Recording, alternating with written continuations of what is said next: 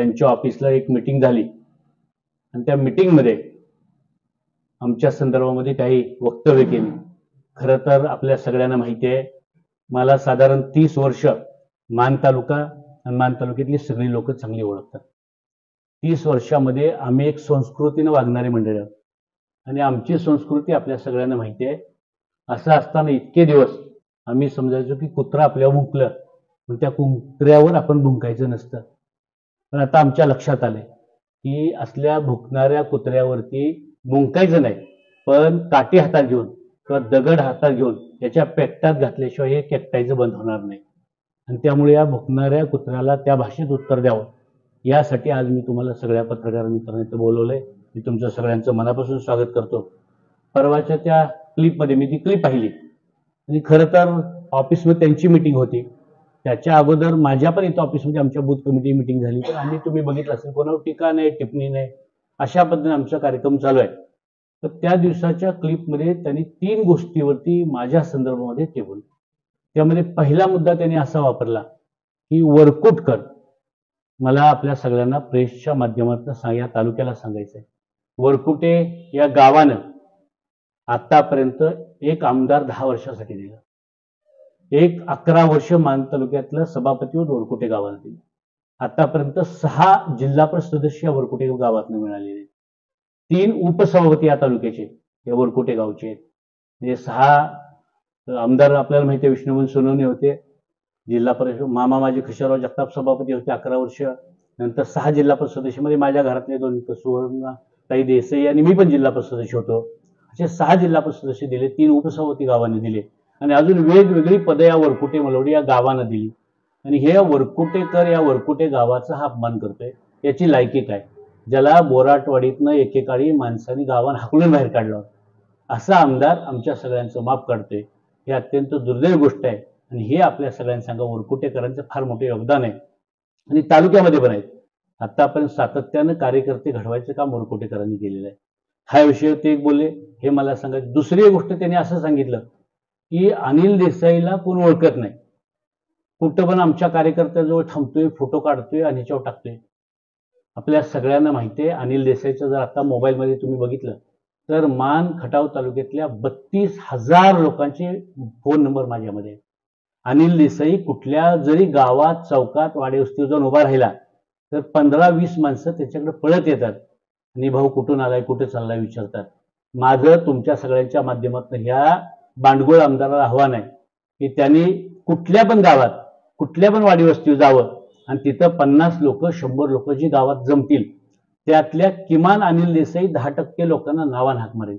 आणि त्याचे माझं आव्हान आहे, त्यांच्यात जर हिंमत आणि धमक असली तर त्यांनी काय करावं, कुठल्या पण गावात त्यांनी सांगेल त्या गावात, म्हणजे बोडक्यापासून बोराटवाडीपर्यंत कुठल्या पण गावात जाऊ दे आणि त्यांनी माणसं गोळा करायची किंवा मी करतो, त्यातल्या किमान 10%, 20% लोकांना मी नावानं हाक मारेल. माझ्या एवढ्या माणसांना ओळख करून त्यांनी दाखवावं, हे माझं त्याला जाहीर आव्हान आहे. या निमित्तानं आणखी एक तिसरी गोष्ट त्यांनी बोलली की माझा तुझा कार्यकर्ता कळत नाही, हे फोटो काढते आणि व्हॉट्सअपला, फेसबुकवर टाकते. मला माहिती आहे, आपण बघितलं असेल, मान तालुक्यातला एकमेव अनिल देसाईचा कार्यकर्ता आहे की त्यांनी कार्यकर्ते पण घडवले, माणसं घडवली आणि किंबहुना माझ्या गाडीमध्ये माणसं फिरतात आणि हे कार्यकर्ते असतात. गरीबातला गरीब माणूस अनिल देसाईच्या गाडीला हात पण करतो आणि गरीबातला गरीब माणूस हा अनिल देसाईच्या गाडीत बसतो. आपण सगळ्यांनी बघितलं असेल. पुढच्या 5-10 म्हणजे तोंडाचे जर यांचे कार्यकर्ते जवळचे सोडले 5-10, तर ते सोडून यांच्या गाडीत कधी कुणाला जागा मिळाली नाही. बांधवांना कधी सुद्धा यांनी गाडीत घेतलाय. किंबहुना याला काही दिवसापूर्वी गाडी लपवून ठेवायला लागली. एका गाडीचा दुसऱ्या गाडीला नंबर लावला म्हणून याची काय आवाज झाली, ते आरटीओ कित्येक दिवस ती गाडी शोधत होती. असला हा बांडगुळ स्वरूपाचा आमदार. यांनी ज्यावेळी हे लोकसभेचे इलेक्शन झालं त्या इलेक्शनमध्ये यांनी सांगितलं भारतीय जनता पार्टीला की मी सांगतोय त्याला जर तुम्ही उमेदवार दिली तर त्याला निवडून आणण्याची पूर्ण जबाबदारी माझी आहे. हा उमेदवार जर पडला तर मी पुन्हा विधानसभेला उभं राहणार नाही, हे देवेंद्र फडणवीस साहेबांच्या समोर सांगितलं. ऐकणारे सगळे साक्षीदार होते. माझं त्याला आता आव्हान आहे की आता तू दिलेला आमदार खासदार तर पडलायच, पण तुझ्यामुळं पश्चिम महाराष्ट्रातले बरेचसे खासदार पडलेत आणि त्यामुळे तुझ्यात आता हिंमत, भारतीय जनता पार्टीने आता तुला चांगलं ओळखलंय. भारतीय जनता पार्टीच्या सगळं लक्षात आले की यांनी भारतीय जनता पार्टीचे खासदार पाडले ते पाडलेत, पण बांधवांनो, आपल्या सगळ्यांना माहिती आहे, आपल्या जिल्ह्यामध्ये छत्रपतींचे 13वे थेट वंशज असणारे श्रीमंत छत्रपती उदयनराजे यांना तिकीट देऊ नये म्हणून यांनी दिल्लीपर्यंत फेऱ्या मारल्या आणि उदयनराजेंचं तिकीट लांबवावं, उदयनराजेंची अडचणीत आहे असं यांनी आणि याच्या बगलबच्च्यांनी भारतीय जनता पार्टीला सांगितलं. सगळं उदयनराजेंना कळलं आणि म्हणून उदयनराजे खासदार झाल्या झाल्या भारतीय जनता पार्टीच्या कार्यालयामध्ये पहिल्यांदा गेले. त्यावेळी पहिल्यांदा त्यांनी तिथं लावलेला याचा फोटो काढून बाहेर फेकून दिला. माहिती घ्या, पण तुम्ही भारतीय जनता पार्टीच्या कार्यालयात जावा, तिथे याचा फोटो लावला होता तिथल्या अध्यक्षांनी. पहिला उदयनराजेंनी ते म्हणले ह्या भांडगुळाचा इथं फोटो कशाला पाहिजे, त्याचा काय संबंध आहे. आणि हा खरं तर अमित शहासारखी दाढी वाढवून स्वतःला अमित शहा या मतदारसंघामध्ये समजायला लागला होता. इथल्या लोकांना त्रास द्यायचा, कार्यकर्त्यांना त्रास द्यायचा, पोलिसांना, सरकारी अधिकाऱ्यांना हाताशी धरून या तालुक्यातल्या गोरगरीब माणसाला वेठीस धरायचं त्यांनी काम केलं.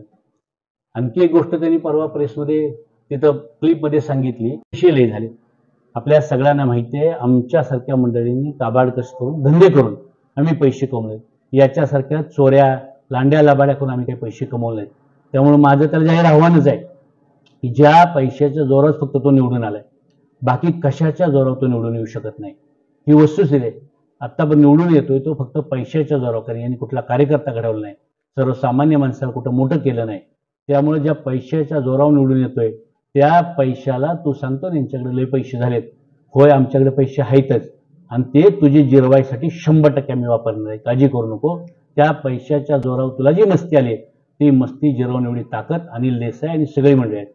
आपण बघितलं असेल लोकसभेला सुद्धा साधारण आम्ही जेवढी लोक जी इच्छुक होती किंवा जो मेळ करायला पाहिजे होता त्या फलटणच्या सभेपासून अकलूजपर्यंतच्या सगळ्या बैठकीमध्ये आपण बघितलं, आम्ही सगळ्यांचा मेळ केला आणि त्याच्या जोरावरती आम्ही लोकसभेला सामोरं गेलो. आणि या भांडगोळ खऱ्या अर्थानं हा खासदाराचा पराभव नाही, खऱ्या अर्थानं ह्या भांडगोळ आमदाराचा हा पराभव होता. लोकसभेमध्ये फक्त 23,900 मताचं जे काही या मान तालुक्यात लीड मिळाले त्याची जी आता टिमकी वाजवते. आता त्यांनी पहिलं जे सांगायला सुरुवात केली होती की मान खटावमध्ये लीड पडून देणार नाही, उलट मान खटावचं एवढं लीड देईल की मी माळशिरसचं तिकडचं बाहेरचं लीड भरून काढीन. त्याच्या लक्षात आता आलं की 23,900चं लीड आले. आता का बरं राहायला लागलंय, तर पायाखालची वाळू सरकली. एक लक्षात ठेवा, माणूस कधी असं बोलायला लागतो, दुसऱ्याविषयी वाईट बोलायचं कधी वेळ येते, तर स्वतःच्या पायाखालची वाळू सरकली की माणूस वाईट बोलायला लागतो. आणि म्हणून हे वाईट बोलणं का चालू आहे, तर त्याच्या लक्षात आले की मागच्या वेळी सुद्धा 23,000च लीड होतं आणि आता सुद्धा एवढे पैसे वाटून मागच्या वेळी आम्ही सगळे बरोबर असताना 23,000च्या वरती लीड पडलं होतं. आता यातली कोणी लोकसभेला बरोबर राहणार नाहीत आणि पैसा हे वाटपाचं पुढच्या वेळी हे राहणार नाही विधानसभेला. त्यामुळे आता याच्या लक्षात आलंय की आपला पराभव निश्चित आहे, आपण नक्की हारणार आहे. त्यामुळे याच्या पायाखालची वाळू सरकले आणि त्यामुळे हे अशा पद्धतीने चुकीचं वक्तव्य किंवा घाणेरड्या पद्धत, खरं तर याला स्वतःला आवरू लाज लज्जा नाही, स्वतःसाठी नाही, पण ते एक आमदार एक मोठं पद आहे, प्रोटोकॉलचं पद असतं. त्या आमदारकीची आबरू ठेवून यांनी नीट बोलायला पाहिजे, माणसांची नीट वागायला पाहिजे. कारण शेवटी या जगामध्ये आऱ्याला कार्य करणारी माणसे भेटतात. आपण जर चुकीचं काय बोललो तर आपली आबरू जाते, याच्यापेक्षा त्या आमदार या पदाची आबरू जाते. ज्यावेळी पुढचे ज्यावेळी अशा पद्धतीने बोलतील तर त्या पदाची आबरू जाते. याचं आम्हाला सुद्धा नक्की वाईट वाटतंय. पण आम्ही इतक्या दिवस ठरवलं होतं की असं चुकीचं आपण कोण बोललं नाही पाहिजे, पण इतक्या घाणेरड्या पद्धतीने हा माणूस बोलायला लागला, याला जर पदाची आबरू नसली तर याचं पद पण घालवायचं आहे आणि याची पण आबरू काढायची आहे. या भावनेतनं आता आम्ही सगळे कामाला लागलो आणि तसं उत्तराला उत्तर अनिल देसाई दिल्याशिवाय राहणार नाही हे सांगायसाठी आजची प्रेस आहे. आणखी एक तुम्हाला महत्वाचा अत्यंत मुद्दा मला सांगायचा आहे. बांधवांनो, थोड्या दिवसापूर्वी हा माणूस, मी परवा सुद्धा सांगितलं होतं की मेलेल्या मड्यावरचं लोणी खाणारा हा माणूस आहे. मागच्या कालखंडामध्ये सुद्धा यांनी मेलेल्या एका माणसाचा 10 वर्षापूर्वी मेलेल्या माणसाचा दस केला आणि त्याचं अजून कोर्टात प्रकरण चालू आहे. आणि हे प्रकरण चालू असताना आता सुद्धा एक गंभीर हायकोर्टामध्ये रीट झाले आणि ते रीट काय आहे, तर त्या रीटमध्ये जवळजवळ 200 लोक आधी मेलेले असताना त्या 200 लोकांच्या नावावरती यांनी जवळजवळ बोगस बिलं काढून पैसे काढले.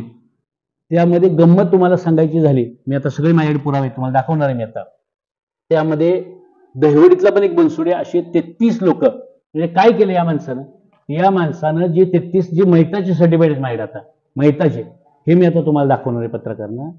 33 लोक मेल्यानंतर 8 दिवसांनी 10 दिवसांनी किंवा 15 दिवसांनी त्या मायनी मेडिकल कॉलेजमध्ये ऍडमिट झाली. आणि ऍडमिट झाल्यानंतर म्हणजे कधी ऍडमिट झाली, मेल्यानंतर 10-15 दिवसांनी ऍडमिट झाली. 10-12 दिवसाचा त्यांनी उपचार घेतला. उपचार घेतल्यावरती महाराष्ट्र शासनाच्या गाडीने म्हणजे एसटीने घरी जायला त्यांना 50 रुपये भत्ता मिळतो. तो 50 रुपयाचा भत्ता सुद्धा लोकांनी लिहून दिलं. एसटी महामंडळाचा जो भत्ता मिळते घरी जायला तो सुद्धा मिळाला आणि मी आता सुखरूप घरी पोचलोय.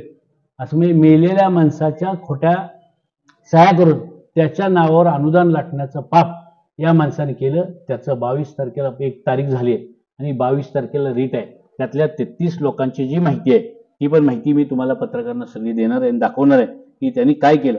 म्हणजे खरं तर किती माणूस एखादा खोटारडा आणि लवाड असू शकतो. एखादा माणूस म्हणजे मेलेला माणूस त्याला माहिती आहे हा माणूस मेलाय कोविडमध्ये, तरी सुद्धा त्याला वाटलं की हे कधी बाहेर येणार नाही आणि त्यांनी त्या माणसानं जीवन केलं. खरं तर दुर्दैवानं या 100-150 फॅमिलीमधली ही लोक जिवंत असतील तर त्यांच्या नातेवाईकांना किती आनंद झाला असता, किती बरं वाटलं असतं. पण आज त्यांचे नातेवाईक ज्यावेळी त्यांची ही यादी पब्लिश होईल, तुमच्या माध्यमातून लोकांसमोर जाईल की आपला माणूस 15 दिवसापूर्वी मेलेला याने जीवन केला होता या भातदाराने, त्याच्या नावावर अनुदान आणलंय, त्यावेळी याला जोड्यानं हल्ल्याशिवाय गावात गेल्यावरती माणसं जोड्यानं हल्ल्याशिवाय राहणार नाहीत.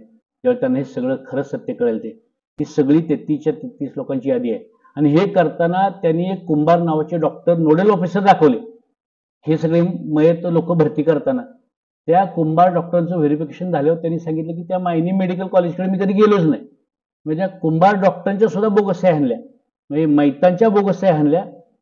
मयत माणूस चांगला होऊन घरी जाताना परत त्यांनी लेटर दिलंय की मी आता चांगला होऊन आनंदात घरी जातोय. आणि त्यांनी एसटीचं भाडं पण घेतलंय.